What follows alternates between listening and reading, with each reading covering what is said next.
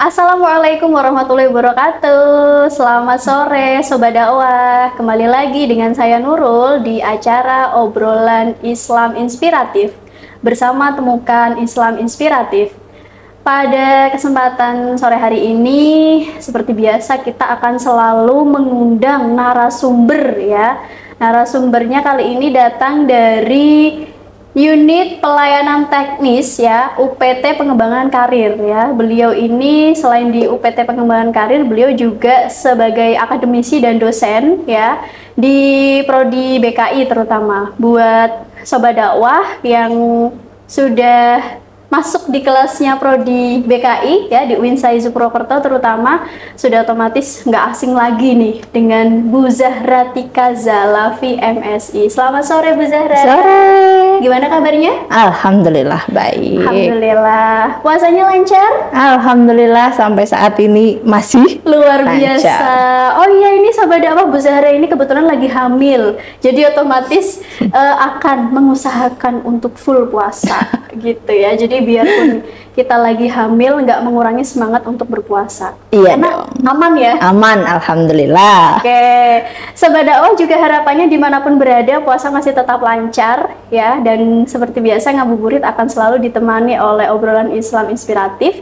Jadi jangan lupa untuk selalu nonton kita ya, dengerin kita di channel YouTube Fakultas Dakwah UIN Saizu. Dan pada kesempatan sore hari ini kita akan ngebahas tentang karir sebagai sebuah pilihan atau pelarian nih. Wih ya. Jadi nanti akan ada dua perspektif ya. Terutama untuk teman-teman yang fresh graduate nih. Karena tadi sempat baca berita gitu ya, yang beritanya itu rilis di tahun lalu 2023, masih ditemukan beberapa 12% ya, di kompas.com itu ada 12% pengangguran yang didominasi oleh sarjana dan diploma. Oke. Begitu Mbak Zahra. Sebelum jauh nyampe sana nih, kira-kira seberapa pentingkah karir untuk para fresh graduate menurut Mbak Zahra nih? Saya panggilnya Mbak Zahra ya teman-teman ya, karena kita masih sepantaran nih gitu. Biar selalu muda Iya, gitu betul. ya. Oke, karir kalau teman-teman mungkin sering dengar gitu ya, taunya jenjang karir ataupun aku kerja di mana begitu ya. Padahal karir tidak selalu itu teman-teman. Karir itu adalah bagaimana kita bisa memajukan diri kita begitu ya. Mungkin setelah lulus dari sarjana ataupun setelah lulus sekolah pun gitu ya, yang SMA atau SMK itu bisa langsung berkarir. Bisa satu bekerja gitu ya, melanjutkan pekerjaan, mencari kerja, atau bisa juga melanjutkan studi, itu juga karir. Oke. Itu juga karir ya. Jadi karir itu tidak hanya berhenti pada bekerja saja, tetapi melanjutkan studi itu juga sebuah jenjang karir. Nanti kan setelah studi kita mau kerja di mana yang karirnya lebih tinggi. Iya. Nah, itu sebagai sebuah jenjang karir. Jadi tidak hanya bekerja aja gitu, Mbak Nurul. Oke, karena memang sejauh saat ini ya, kalau bagi saya yang awam terkait karir gitu, biasanya kita kalau ditanya udah kerja di mana lu kan gitu, udah kerja di mana gitu, itu berarti kaitannya dengan karir. Tapi kalau kemudian aku lagi nggak kerja nih, lagi lanjut S2 dulu, nggak tahu, bingung mau kerja di mana. Oh, berarti itu juga sudah termasuk berkarir gitu ya? Betul. Nah, itu bisa kita katakan jenjang karir begitu ya, karena nanti setelah selesai studi dia juga mau nggak mau harus berkarir kan, harus ke pekerjaan yang satu atau yang lainnya. Tadi seperti sudah disampaikan bahwa banyak sekali pengangguran yang fresh graduate sarjana begitu ya, ataupun diploma, itu kan sudah satu tingkat di atas sekolah menengah. Ya, baik umum maupun kejuruan. Nah, itu memang menjadi kabar buruk begitu ya untuk Indonesia. Benar. Apalagi sekarang kita ada bonus demografi, di mana usia produktif itu sangat tinggi di Indonesia. Nah, kalau tidak dibarengi dengan karir yang baik, perencanaan karir yang baik, itu bisa jadi pengangguran akan sangat banyak sekali di tahun-tahun mendatang juga, tidak hanya sekarang. Bahkan mungkin persenannya bisa naik lagi begitu. Oke. Tadi sedikit disinggung tentang perencanaan karir ya. Jadi sebenarnya perencanaan karir itu bisa dimulai atau bisa dicanangkan atau direncanakan sejak kapan, Pak? Sedini mungkin. Kita misalnya kalau dulu saya SMP itu belum ada penjurusan, tapi kayaknya sekarang dari SMP pun kayaknya sudah ada begitu ya. Saya pernah mendengar ada yang SMP-nya khusus ke IPA atau IPS begitu ya, atau mungkin dari SMA, sekolah menengah atas, sekolah menengah umum atau kejuruan itu sudah bisa perencanaan karir di situ, di mana dia ada IPA, IPS, sekarang mungkin ada namanya MIPA atau yang lain, atau bahasa, agama, atau kejuruan-kejuruan yang lain, itu juga sudah termasuk salah satu perencanaan karir. Nanti kamu mau kemana, kamu belajarnya berarti ini, begitu Mbak. Oke, cuman kadang kalau inget dulu pas masih kecil gitu ya, kalau ditanya cita-citanya pengen jadi apa gitu, biasanya jawabannya itu jawaban template. Kalau nggak pengen jadi guru, jadi dokter, jadi pilot. Itu adalah jawaban template anak-anak kecil zaman kita. Betul. Ya. Tapi kalau sekarang beda. Sekarang kalau ditanya ke anak-anak SD gitu ya atau SMP gitu, cita-citanya pengen jadi apa gitu, jawabannya YouTuber, influencer gitu, content creator gitu ya, content creator gitu dan sebagainya. Apakah dalam hal ini pemilihan karir atau perencanaan karir itu juga disesuaikan dengan perkembangan teknologi atau memang ya udah karir pengen jadi dokter berarti harus sekolahnya ke kedokteran atau MIPA atau IPA dan sebagainya. Oke. Kalau sekarang kita lihat ya teman-teman bahwa banyak sekali pekerjaan-pekerjaan baru yang baru muncul. Apalagi kemarin kita dilanda pandemi, itu banyak sekali pekerjaan-pekerjaan terkait dengan teknologi, informasi begitu ya, yang muncul begitu saja, yang bahkan mengalahkan pekerjaan-pekerjaan yang lama. Atau mungkin adanya mesin dan lain sebagainya. Jadi kalau harus menyesuaikan tidak dengan teknologi, harus selalu berubah menyesuaikan dengan teknologi, karena ketika kita memilih satu karir, kita memilih satu tujuan begitu ya, ketika tidak didukung oleh teknologi yang mumpuni, kita juga akan kalah. Contohnya dulu misalnya penjaga gerbang tol. Dulu kan masih orang tuh ya, masih orang kita ngasih uang secara cash, lalu dikasih karcis. Sekarang mana ada orang di gerbang tol gitu ya, nggak ada, cashless semua pakai kartu, bahkan sekarang sudah ada yang pakai mesin, tanpa berhenti pun bisa.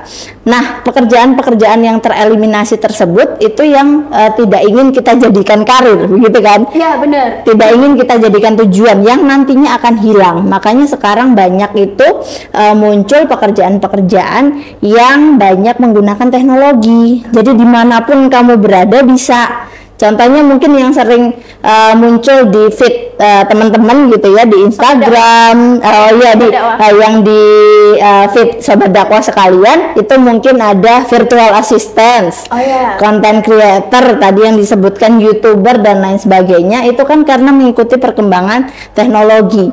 Jadi mereka tidak hanya stuck di situ saja. Dulu aku SMA-nya IPA, terus aku pengen jadi dokter, berarti aku masuk ke jurusan kedokteran. Sekarang banyak juga dokter yang tidak hanya praktek di poli, ya di ruang praktek, bahkan mereka menjadi content creator terkait dengan kedokteran, terkait edukasi kesehatan begitu ya. Banyak sekali kemungkinan-kemungkinan karir, kemungkinan-kemungkinan tujuan tadi yang bisa yang bisa dipilih begitu ya, karena ada perkembangan teknologi. Oke. Berarti selain hanya fokus di kelas ya, entah itu di S1 diploma atau SMA, SMK dan sederajat, perlu adanya pengembangan skill, ya kan? Karena kalau kemudian kita hanya di kelas tanpa kita memiliki skill apapun, ya, itu kan otomatis nanti kita akan tergerus zaman dan juga akan terkalahkan dengan tadi virtual assistant dan sebagainya gitu. Nah, kira-kira nih Mbak Zahra, agar semangat untuk penggalian skill itu ada dalam benak Sobat Dakwah, terutama untuk yang Gen Z ya, itu gimana kira-kira? Oke, saya kadang sedih begitu ya ketika saya notabene di Fakultas Dakwah menjadi dosen, tetapi juga di UPT Pengembangan Karir yang tugasnya untuk memberikan pelatihan-pelatihan soft skill kepada mahasiswa. Nah, ketika kita membuka pelatihan-pelatihan itu, sebenarnya antusiasnya banyak begitu ya, antusiasnya tinggi, tetapi keinginan mereka untuk belajar itu ternyata rendah. Itu kan agak ironis ya. Jadi antusiasnya tinggi untuk bisa mengikuti suatu kegiatan, tetapi keinginan untuk belajar, keinginan untuk menambah ilmu itu rendah. Jadi mereka nggak mau effort, Mbak. Mereka nggak mau usaha untuk kalau tugasnya kesusahan dikit aja mereka berhenti. Kalau mereka tugasnya nggak bisa dikit aja mereka berhenti. Nah, itu yang harus dipupuk sebenarnya oleh sobat dakwah yang notabene milenial atau Gen Z begitu ya, dimana kita nggak boleh menyerah terlalu mudah ya, menyerah terlalu mudah terhadap apa yang kita nggak punya ya. Kalau kita kesusahan ya minta tolong, kalau kita nggak tahu sesuatu ya cari tahu begitu ya, kan inginnya begitu. Jadi untuk biar kita punya fokus, punya tujuan yang jelas untuk kedepannya, kita hendaknya soft skill itu wajib sebenarnya. Jadi bukan hanya hard skill saja. Hard skill itu kan materi-materi yang sobat dakwah tahu di kelas mungkin gitu ya, yang dikasih dosen, yang dipelajari dari Google. Tapi soft skill di mana misalnya cara ngobrol sama orang, cara kita memperlakukan orang lain, cara kita minta tolong ke orang lain, itu nggak ada yang ngajarin teman-teman ya, nggak ada yang ngajarin, kita harus bisa improvisasi sendiri, mungkin begitu. Learning by doing. Betul, gitu. Sangat betul. Oke, baik. Akhir bulan kemarin ya, Februari, kita sudah mewisuda 500-an fresh graduate ya, baik yang diploma maupun sarjana, termasuk pasca sarjana juga ya. Nah, itu apakah kemudian pelayanan soft skill dari karir itu ditujukan untuk mereka fresh graduate atau untuk semua ini tingkatan semester atau bagaimana? Oke, sebenarnya kalau soft skill itu bisa dipelajari dari kalian sekolah sekalipun gitu ya, tidak harus nunggu kalian fresh graduate, tapi bisa diajari tadi learning by doing. Sekalian kuliah, sobat dakwah kuliah di dalam kelas itu bisa mempelajari soft skill juga, di mana teamwork mungkin gitu ya, dengan timnya, kerja kelompok ataupun saat presentasi dan yang lain sebagainya, itu bisa diajari sebagai soft skill, sehingga kalian nanti ketika di dunia kerja itu nggak kaget bahwa ada tim kerja, bahwa ada tekanan, bahwa ada deadline begitu ya. Mereka sudah tidak kaget lagi karena sudah belajar dari awal. Kalaupun di sekolah tidak diajari atau tidak sempat belajar, di kuliah kalian harus bisa learning by doing tadi, di kelas ataupun saat presentasi ataupun saat di kegiatan UKM, Mbak.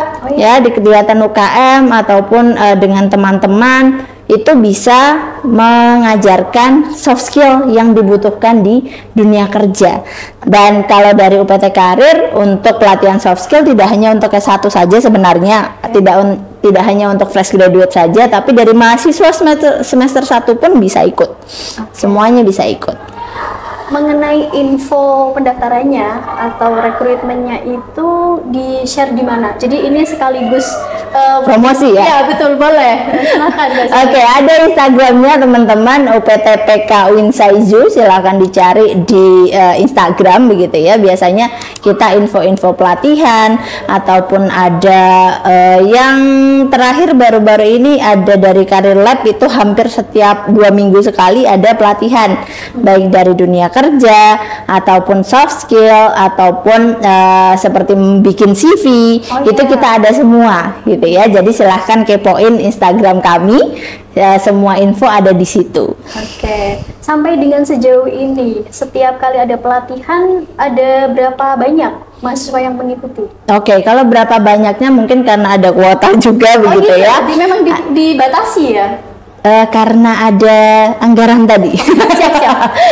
Ya, karena memang ada keterbatasan. Tapi untuk yang webinar, untuk yang Zoom itu tidak ada batasan. Tapi kalau untuk yang offline, luring itu memang ada batasannya, biasanya 50 sampai 100 peserta. Tapi untuk yang webinar yang 2 minggu sekali itu tidak ada batasan. Jadi silahkan bisa join kapanpun. Oke. Barangkali sobat dakwah yang belum pernah ikut pelatihan tersebut, boleh dong sesekali ikutan gitu ya. Biasanya 2 minggu sekalinya itu di weekdays atau di weekend? Biasanya weekdays, tapi kalau ada tema-tema yang kiranya lebih menarik dan pesertanya animonya banyak, itu biasanya weekend. Okay. Biar mereka bisa semua gitu. Oh iya, berarti masih fleksibel ya. Betul. Timingnya ya, ada di weekend, ada juga di weekdays gitu ya. Baik. Terakhir nih Mbak Zahra ya, terkait tadi karir sebagai pilihan ataupun pelarian ya. Kira-kira dari dua perbedaan ini ya, untuk bisa menumbuhkan agar karir ini sebagai sebuah pilihan, bukan hanya sebagai pelarian. Karena kan sekarang sudah banyak ya ekspektasi yang tidak sesuai dengan realita. Kita sudah merencanakan jauh-jauh hari ingin menjadi seorang konten kreator. Ternyata di tengah jalan ternyata jadi konten kreator itu nggak semudah itu, Ferguson gitu. Maka kemudian ya udahlah dijalanin aja. Akhirnya bukan hanya sebagai pilihan, tapi sebagai pelarian atau bahkan mohon maaf kebutuhan gitu. Nah, kira-kira di sini yang perlu kita tekankan itu di bagian mananya, Mbak Zahra? Oke. Mungkin teman-teman fresh graduate, apalagi yang baru-baru ini lulus begitu ya, ada pemikiran idealis bahwa saya harus menjadi apa yang saya pelajari. Nah, misalkan mereka jurusannya KPI begitu ya, komunikasi penyiaran Islam, berarti harus jadi mungkin bisa jadi content creator, mungkin bisa jadi jurnalis begitu kan, atau apapun yang diinginkan oleh prodinya begitu. Tapi terkadang idealisme itu justru membunuh mereka sendiri. Bukan berarti membunuh secara fisik ya, tetapi itu membunuh kesempatan-kesempatan lain yang terbuka di sekitar mereka, walaupun tidak sesuai dengan jurusannya. Nah, ini kalau bisa dibilang pilihan atau pelarian. Kalau pelarian kan terakhir tuh Mbak, ya. Pelarian itu kan terakhir. Kalau dibilang kebutuhan, kita semua punya kebutuhan. Mungkin pertama, betul, realistis. Mungkin pertama kita bisa berangkat dari kebutuhan terlebih dahulu. Kita butuh nggak nih kerja? Kita butuh nggak nih mempunyai penghasilan? Nah, kalau butuh, kira-kira kesempatan apa yang ada di sekitar kita? Itu dulu yang diterima teman-teman. Itu dulu yang bisa kita jalani begitu ya. Tentunya yang bisa dijalani itu dulu yang kita anggap sebagai pemenuh kebutuhan. Nanti akan ada pilihan-pilihan yang muncul dari kebutuhan-kebutuhan itu. Jadi ketika kita sudah memenuhi kebutuhan, muncullah pilihan. Ketika misalnya belum jadi jurnalis begitu ya, kalau yang lulusan KPI atau yang lulusan BKI belum jadi konselor begitu ya, belum jadi konselor, ternyata ada lowongan untuk jadi yang paling mainstream itu untuk fresh graduate, kalau nggak banker ya, kalau nggak banker atau customer service misalnya gitu ya. Sekarang kan banyak agent call center ataupun yang balas pakai email dan lain sebagainya, itu butuh semua fresh graduate. Nah, pekerjaan-pekerjaan umum yang seperti itu bukan berarti mematikan passion kalian, bukan berarti mematikan idealisme, tetapi itu sebuah batu loncatan. Nantinya akan ada pilihan-pilihan yang lain yang bisa kalian lihat setelah meloncat ke batu itu. Biasanya begitu Mbak. Bener. Jadi kalau yang idealis itu kalau nggak sama ya udah nggak mau. Kadang itu yang membuat mereka stuck, yang membuat mereka berhenti sampai nggak bisa melihat pilihan-pilihan yang lain. Jadi kalau dibilang mana dulu, kebutuhan dulu, baru nanti pilihan. Nah, kalau pelarian mungkin di akhir begitu ya. Kalau sampai nggak dapet yang lain, sampai nggak bisa melakukan yang lain, mungkin bisa jadi salah satu pekerjaan itu adalah pelariannya.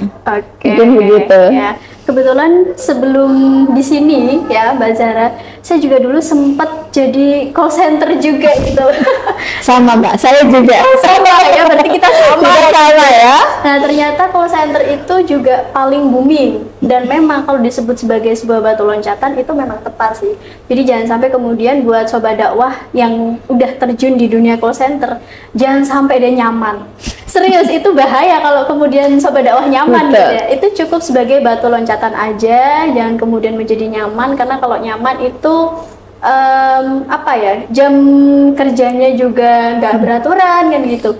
Shifting ya, yang harusnya tanggal merah jadi tanggal Masuk gitu ya. jadi hitam semua gitu ya. Jadi kalender tuh beneran jadi hitam semua. Tapi ya lagi-lagi setiap orang pilihannya beda-beda ya, dan ada karakteristiknya juga beda-beda. Silakan sobat dakwah bisa direnungkan gitu ya. Mungkin coba satu pesan terakhir Mbak Zahra untuk semua sobat dakwah, karena di sini sobat dakwahnya bukan hanya untuk Gen Z yang di Fakultas Dakwah ya, tapi barangkali di seluruh seantero Nusantara menyimak kita, boleh disampaikan secara generalnya. Oke. Gen Z ataupun sobat dakwah dimanapun kalian berada, ketika kita bicara tentang karir, tidak hanya tujuan akhir saja, tetapi kita harus lihat apa peluang yang ada di sekitar kita. Jangan sampai kita hanya lihat di tujuan akhirnya, tetapi mengabaikan peluang-peluang yang ada di dekat kita. Jadi pintar-pintarlah untuk memilih batu loncatan yang akan kalian naiki, sehingga kalian bisa melihat pilihan-pilihan yang lebih banyak lagi. Mungkin begitu, Mbak Nurul? Oke, baik. Terima kasih Mbak Zahra Tika Zalafi. Semoga sehat selalu. Amin, amin. Puasanya lancar sampai kita ketemu di Lebaran. Amin. Ya. Dan semoga yang sudah disampaikan pada kesempatan sore hari ini bisa membawa manfaat keberkahan ya buat semua sobat dakwah.